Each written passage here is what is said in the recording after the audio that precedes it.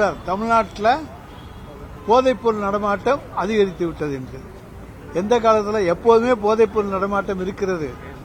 இவர்களுடைய ஆட்சியிலேயும் போதைப்பொருள் நடமாட்டம் இருந்தது. குட்காவுக்காக ஒரு அமைச்சர் மீதே எஃப்ஐஆர் போடப்பட்ட காலமெல்லாம் இவருடைய ஆட்சியிலே. தமிழ்நாட்டில் எங்கேயுமே போதைப்பொருள் உற்பத்தி கிடையாது. காண்ட்லா துறைமுகம் என்று குஜராத்தில் இருக்கிறது. அதானியுடைய துறைமுகம் சுதந்திரமான துறைமுகம். அங்கிருந்துதான் நிறைய போதைப் பொருட்கள் வெளியே வருகின்றன என்பது அகில இந்திய ரீதியிலேயான குற்றச்சாட்டு. அதனுடைய கடைமடை பகுதிதான் தமிழ்நாடு.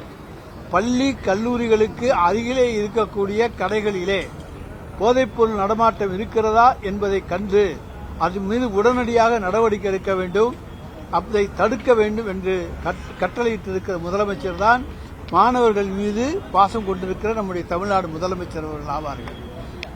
இப்ப சொல்றாரு 276 படுகொலைகள் இந்த 75 நாள்ல நடந்துச்சுன்னு.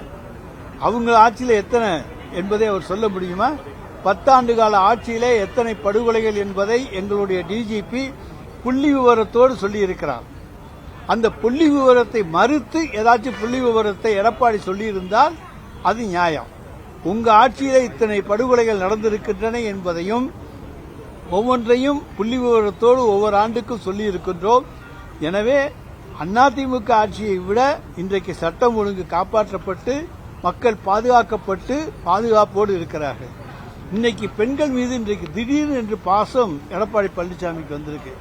ஏன்னா சர்வேக்கள்ல நாங்க சர்வேயை நம்புவதில்லை, ஆனால் சர்வேல 80% பெண்கள் திராவிட முன்னேற்ற கழக கூட்டணிக்குத்தான் வாக்களிக்கப் போகிறார்கள் என்கின்ற தகவல்கள் வருகின்றன.